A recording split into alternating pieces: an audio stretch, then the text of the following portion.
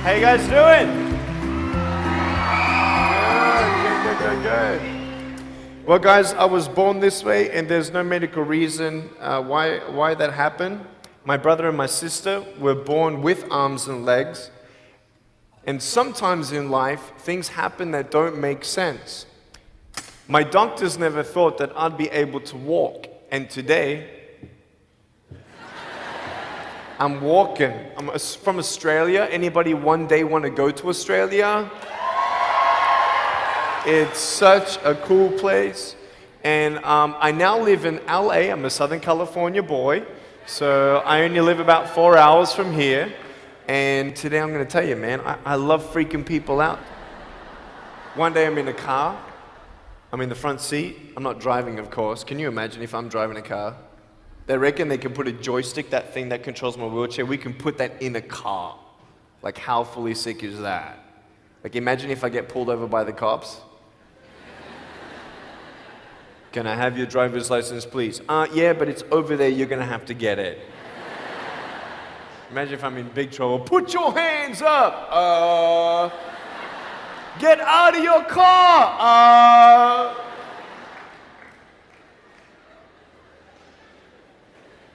So I'm in the front passenger seat, we're at the traffic lights, and this car comes up next to us, and this girl's looking at me. And I'm looking at her, she's looking at me, I'm looking at her, she's looking at me, I'm looking at her. All she sees is my head, right? She has no idea that I have no arms, no legs. So I'm thinking, cool. I'm gonna freak you out. So I get the seatbelt in my mouth, and I loosen it like this, so then I can freely move. And she's looking at me like, why are you eating your seatbelt? So I pull it, the belt is loose, I can move. Now she's looking at me, full 100% attention and focus. Now just imagine all you see is my head, all right? You might want to put up your hand up to your face to cut off the rest of my body, all right? So you can really see the effect. So just, that's it, exactly. Here we go, ready? I just did this.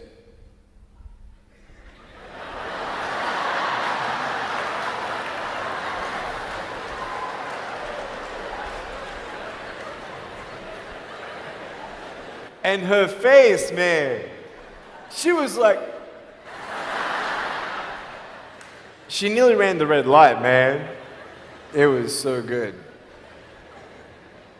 My parents always said, Nick, you don't know what you can achieve until you try it. And the doctors looked at me and said, he's not going to walk, he's not going to go to school, he's not going to do anything in his life. And then my parents, they just loved me like crazy and said, you got to try. Try this, try that, try this, try that. And I'm thinking sometimes like, Mom and Dad, you're crazy, man. I have no arms, no legs. How would I ever be able to do this or do that? But they encouraged me and they loved me. And as human beings, we're waiting for stuff like that. We all want love. Everybody say, love. Very good. We all want love, and I went to school, and I wanted to be cool. You go to school, and you want to be accepted, and so you see these guys, and you're like, oh man, everyone swears like every third sentence, F this and F that and F and this and F. Like what? Like they think they're cool, And so I'm thinking, man, maybe I need to be like them to be cool. And then you compare each other with how we look, and I wish I was smarter, I wish I was taller, I wish I was shorter, I wish I was more popular, I wish I did this, I wish I didn't have that. I wish my life was different. That was me when I was about 8 years old. I looked at myself and I looked at everybody else, and everyone else had more than me. And I'm asking, why? Why me? Have you ever asked the why me questions, but get nowhere? If I had no answers from the doctors, and if I had no answers from my parents, I still have a choice every day in my life to keep going or give up. You see this book up here? This is my favorite book in the whole wide world. This is my favorite book, the Bible. And here I am.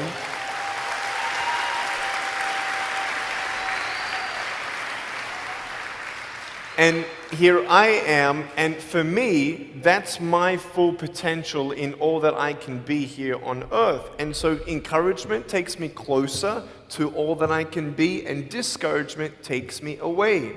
You see, it only takes 3 seconds for someone to tease me when I was at school and just say, you're ugly. Yeah, you can't do this and you can't do that. And some of you thinking like, man, seriously? You had kids picking on you? Like, how heartless are those kids? Picking on me with no limbs, like, you would probably say, well, I'm not that bad. I wouldn't pick on a kid with no limbs. But why would you pick on anyone? Well, because it's fun. It's just culture. Okay, we'll get to that. But for me facing all that stuff, I'm getting these seeds. Everybody say seeds. S-E-E-D-S, seeds. Have you seen the pictures of the sequoia reds up here in California? These huge trees. Like some of the trunks could be as nearly big as this room. I've seen those photos where they've actually dug out a tunnel in a trunk of a tree. You can drive a full-size SUV right through it. That all started with a little seed. If you leave a seed of lies in your heart and in your mind and you don't know the truth, if you don't know the truth, you will die with the lie. I started dying because I started believing what I was told. I want you to know the 3 things that I needed to come to in my life is the truth of my value, the truth of my purpose, and the truth of my destiny. I want you to know something. In our mind, we put ourselves down all the time.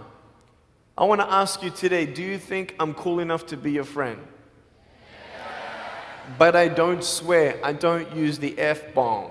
Am I still cool enough to be your friend? But I don't tease people. Am I still cool enough to be your friend? But I have no arms, no legs. Seriously.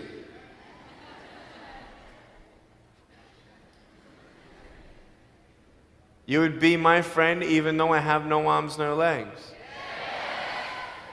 So you're telling me it actually doesn't matter, right? If it actually doesn't matter for how we look, then why do we tease each other for how we look if it actually doesn't matter? Why is it that we look ourselves in the mirror and we see ourselves, well, we're having fun. Oh yeah, man, we're just part of culture, man. There were 12 people one day teased me, taking me away from my hope.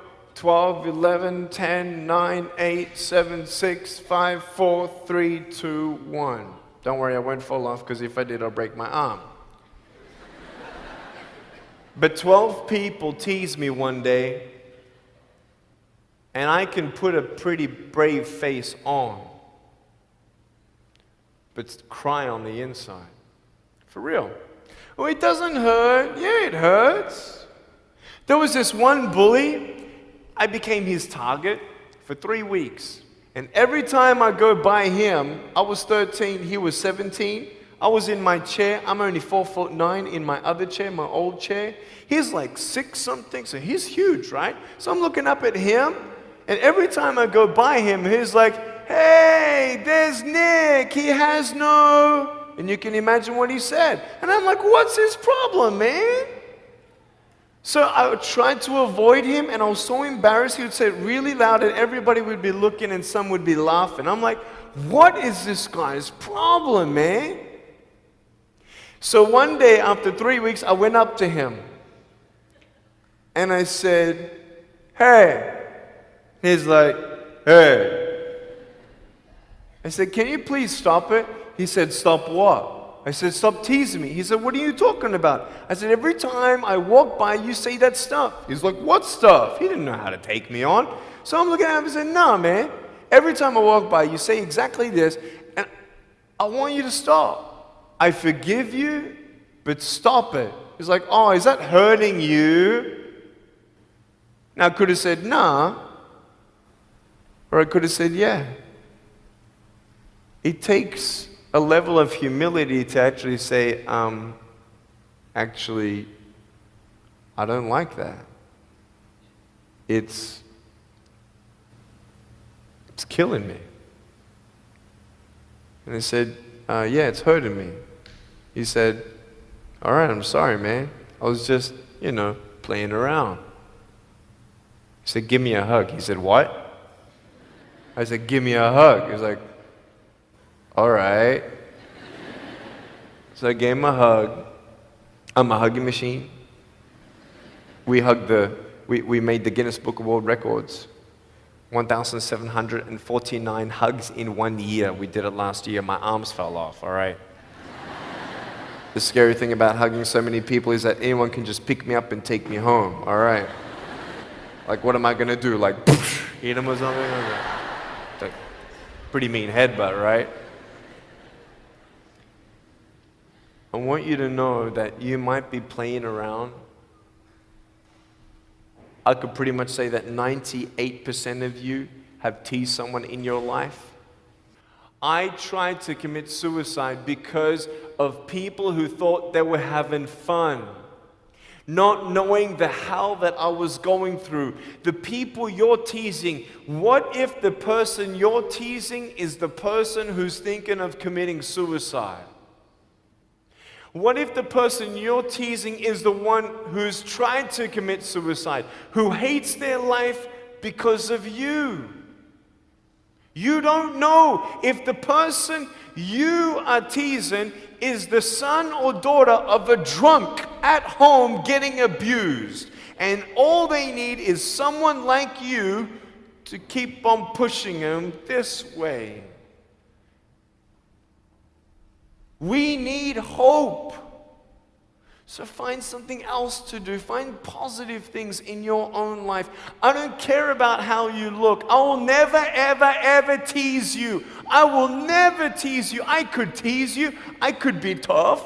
People thinking that bullying is tough. It ain't tough. My wheelchair, this is tough. This thing, man. I'll tell you something. You ready? This wheelchair. This thing's so tough. When my friend built this for me, he said, you're gonna love it. I said, what, does it go fast? He said, no, but it's tough. And I said, well, what do you mean? He said, you'll find out. The torque in these motors at the bottom, at the back, this thing, if someone's holding it, I'm telling you, it can go 90 degrees. I went 80 degrees up, all right? Someone's holding me to make sure I don't tip back. My wife, she loves shopping with me because she just jumps on the back and we go shopping.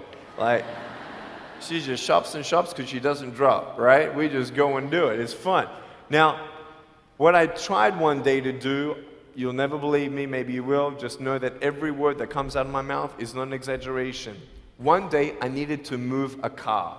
So I got my wife to put my car, my 66 Chevelle, in neutral. It's a 2.5-ton car. And I backed it back with this thing.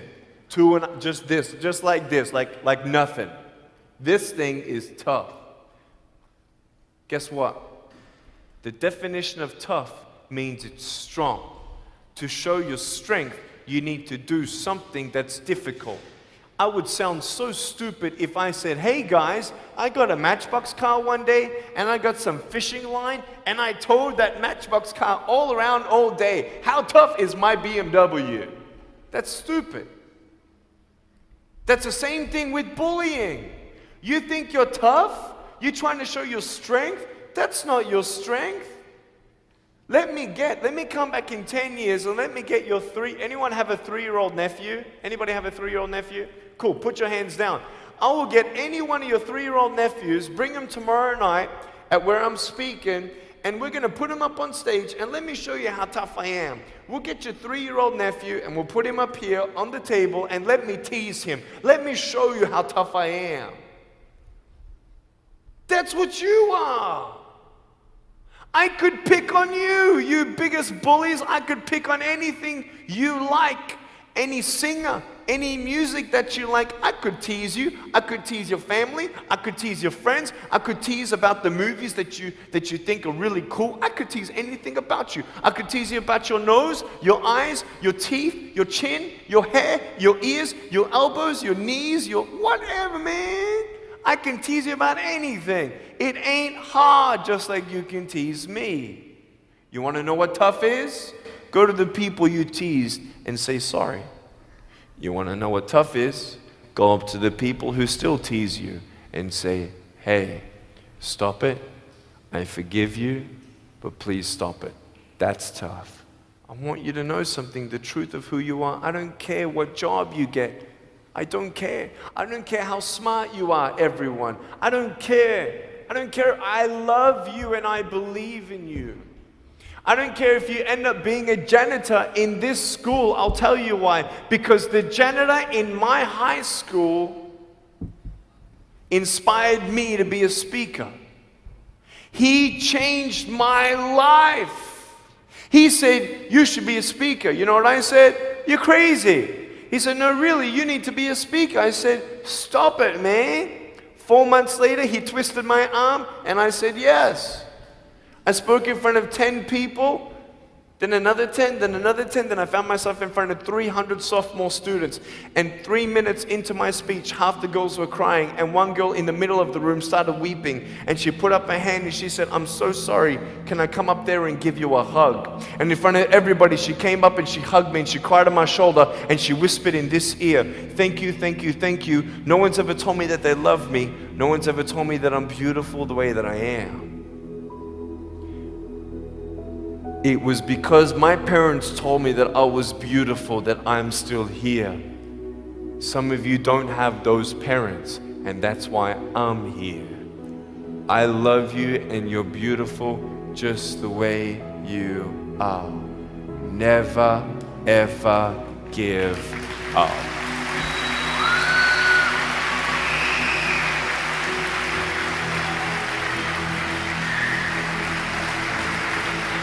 How many schools do you think that I spoke to actually stopped bullying altogether?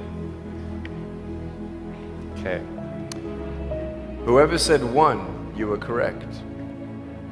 One school out of 600, I got a letter from the headmaster, and he said, Nick, you forever changed our school, blah, blah, blah.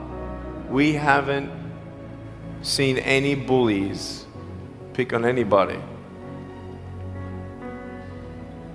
for 8 months straight.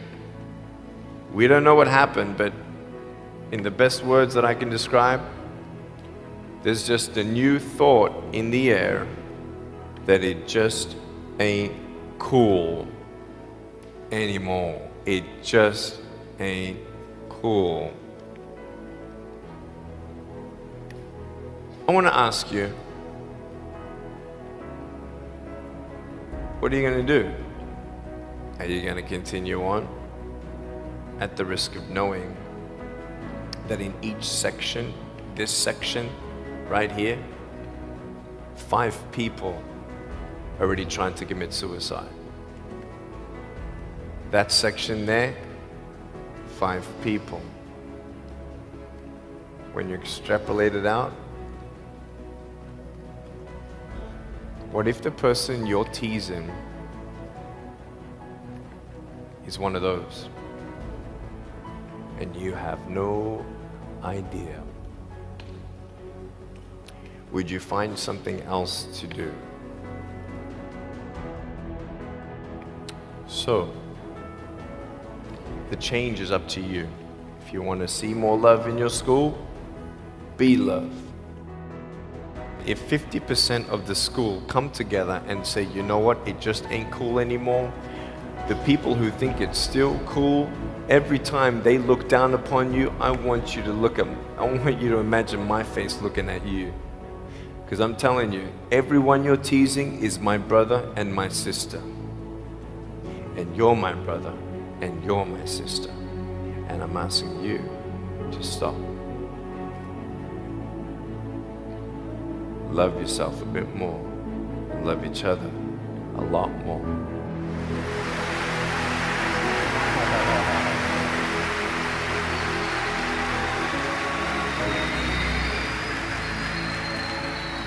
you.